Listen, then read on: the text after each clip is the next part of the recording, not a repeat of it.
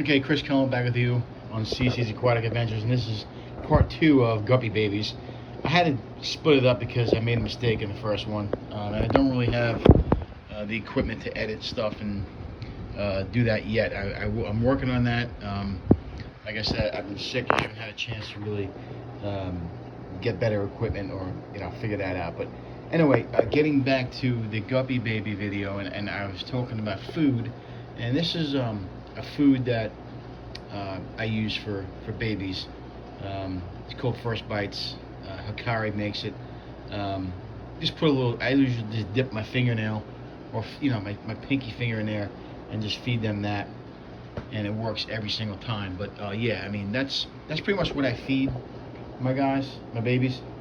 I think it's the best stuff to give them. Obviously, just going around the fish room here. I was talking about the 5-gallon tanks. So this is another 5-gallon here that I have set up. I got a deal on pencil fish a couple months ago, and you can see there's one pencil fish there. They usually like to hide in the grass, in the moss. The Java moss is something that I keep in pretty much every one of my tanks. I like it. As you can see, that's my 1-gallon shrimp tank, but not shrimp tank, snail tank. I did have some snails in there. I had a snail for about a year in there. I had 2 at one point, and there's only 1, but they didn't make it. Yeah, they don't usually last that long. I do want to get shrimp into a bigger 5-gallon tank, which that's why I set this tank up there. There's going to be some changes made to the fish room once I get a bigger tank. We'll be moving some stuff around, hopefully. I'm going to probably downsize.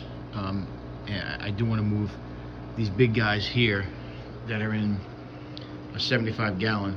As you can see, they're big now, and especially the front toes, they're going to get probably another about 6 inches long. Parrotfish are probably full grown now, but we want to get those guys into a bigger tank, which we will be getting.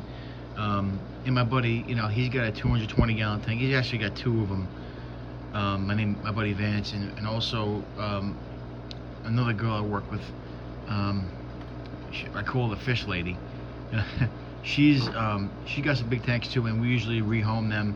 But I actually want to keep some of these fish, and I want to do a bigger tank. I actually want to do a DIY filter. I want to make a sump, and I want to put that on YouTube. Actually, I want to make a YouTube video on that once I get myself healthy here, and I get a heart. Hopefully, that'll come sooner than later. But we'll be making a video of that, and that's pretty much it.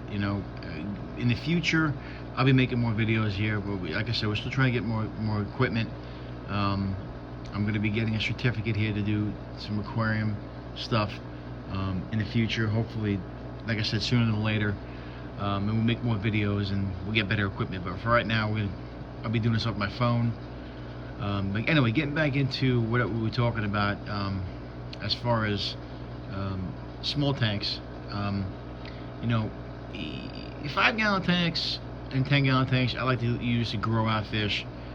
If you look closely, and I think we filmed this last time, but in this tank here, we got some really cool hatchet fish. I was going to move them into, like I said last time, into this 20-gallon mixed barb tank, but we had a lot of issues with this tank. Can't really get these fish healthy. I lost a bunch. I ran through every single medication you possibly can run through, and I still got a fish that has some issues on his head. It looks like it might have been just I might have cured what they had in, because none of the fish are dying. They're all staying alive, but I had some issues with them being healthy. So I ran through Maricin 2, you name it. I mean, I ran through every medication you could possibly imagine, and now, I mean, that tank is I did 3 water changes. That tank is clear now. But anyway, getting back to the small tanks, I like to run a lot. I have a bunch of small tanks in here, and you know, they're more harder to maintain than the bigger tanks because of it's just harder to maintain a. You know, you think about it, you got 6 fish in a small tank, and you know, more waste, more food goes to the bottom. So it's something that you have to really be careful of. So I do run a couple of 10 gallons. I had a 15 gallon. I think I have, let's see, 1, 2, 3, 4. It's like 5 10 gallon tanks, and 2 of them are for either grow outs or quarantine. And I have, you know, I have 2 grow out baby tanks. So I do have quite a number of small tanks, and like I said, I'll be getting rid of some of these small tanks once I get a bigger tank. Hopefully that'll be sooner than later. And we're moving some fish around. Just one more thing before I go, and obviously we were talking about the guppies and grow out tanks, and I think the guppies and any type of live bearer are good to have, especially if you're new to the hobby, or you're getting somebody new to the hobby. Just have them experience that, you know, being able to have your water quality be good enough to have babies. That's a big key in this industry, in the hobby. I think it's really cool. But anyway, I wanted to touch on one thing before I left. I mentioned something before about snails. I had the little 1 gallon tank there that I grow out some snails. I had baby snails in there. Trumpet snails, you can see on this tank is I have a lot of. But you know, many people say snails are pests. I don't believe they're pests. I think they're very good for your tanks. I actually take these snails and I move them to different tanks, and they keep the tanks clean. Obviously, when you don't want an overabundance of them, that's why I got these guys here, the puffers. They're hiding out in the corner. They'll eat some snails if I get too many of them. And you gotta be careful with snails too. They usually, if they're overpopulated, they'll kill they'll give you an ammonia spike. So you gotta be careful. Like I said, you know, getting back to water changes. I do water changes like once every 2 weeks or so. I did notice a spike in that tank one night when I was checking the water parameters. That tank had a big spike in ammonia, and that was because there was a dead fish in there. I didn't notice it. But also there's a huge amount of snails. You know, more snails, you know, more population, more waste. So you gotta remember that. You know, just because you have snails cleaning your tank doesn't mean that you can't do water changes anymore. Always keep that in mind. They do a great job of keeping the tank clean as far as algae, but you have to make sure that you realize that you have another living organism in the tank, and you want to make sure that you have your proper filtration and you're doing proper water changes. And for me, snails, I have snails in pretty much every tank, except the cichlid tank. They don't like having snails. They'll eat the snails in the bottom tank too. They will not eat them. Even the Oscars, I don't keep snails in there. I actually had to keep cleaning the algae off that glass because there's no algae eaters in there. So on that note, I'm going to leave this video and I'm going to cover some topics, and I did that. But the main topic is if you want to enjoy yourself in the hobby, and if you want to experience, birth of, other babies and other things, get your child or get yourself some guppies or some mollies or some flatties. They're all live bearers. There's a bunch of other ones too I can get into, but those are the common ones. Those are the ones that are cheaper, and get you some really good success and have some fun with the fish keeping hobby. Because it's not just about keeping fish, it's also about can your fish reproduce? Can they hide eggs? Can they lay live bearers? Perfect example is this guy here. These guys here, the angelfish tank.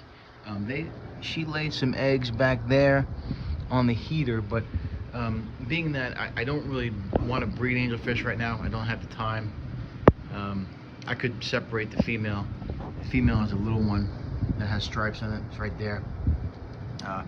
She actually lays the eggs, but the other fish eat them. If I want to, have them reproduce or have more babies, I could probably get them to get into a tank together and have babies, but it's not something I really want to get into right now. I can in the future, but they're happy enough. I'm not going to go crazy and move them around. Angelfish are very gentle. They don't like to be moved around, or they like the temperature to be the same and parameters. So I keep the angelfish and I leave them alone. But yeah, so one of these days I'll make a video of fish that lay eggs. I've had a couple of fish that laid eggs, including angelfish, but I've had some cichlids like mbunas lay eggs, and their whole attitude changes, and you have to be aware of that when they have eggs. And and different types of fish have different types of ways of reproducing, but my main goal today was just to say, hey, if you want to have some fun, get a tank full of guppies. Make sure when you go to the store, make sure you always get more males to female, but you always want to get a good good 3-to-1 ratio. And I usually get, if I go to the store, I'll get 2 females and 6, or 3 females and 9, altogether. I mean, 9, you get 3 females to 1, so it won't be 9 altogether, it'll be 12, but you know what I mean. Have fun with it, let them have babies, and I don't like to mix a lot of breeds, but sometimes if you have to, you can. People always question, why am I putting Baylor sharks in my guppy tank? The Baylor sharks are actually very, very, they're non-aggressive. If I'm going to keep them in an aggressive tank, I want the tank to be at least 125 gallons, 150 gallons. If I can't get that big, then I'll probably rehome them. But they won't go into 55 gallons. It's too small for them. They get to be about, a 1.5 foot. They're in a 55 gallon right now, but I wouldn't move them to a different tank unless I got a bigger tank. But anyway, that's besides the point.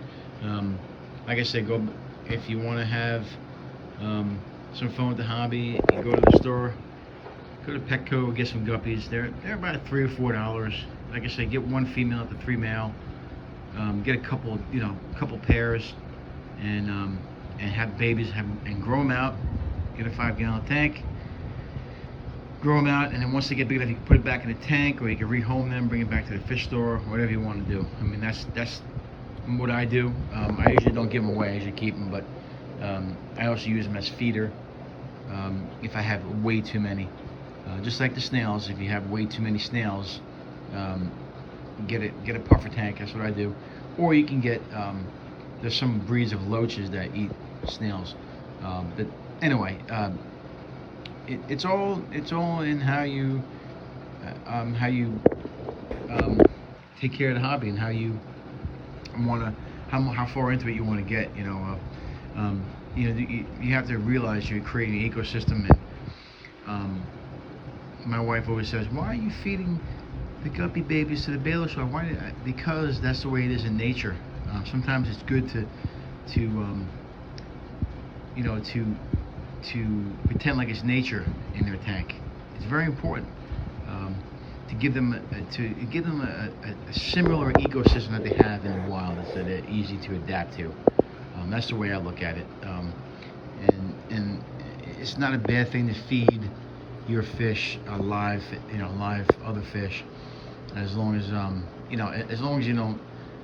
I would never buy guppies, or I'll never buy goldfish for my guys. I don't like the way they come, or can disease my fish, so I usually don't. I'll grow them out, feed them. Like I said, there's other ways to save yourself some money. If you do want to breed guppies for babies, that's another thing you could do.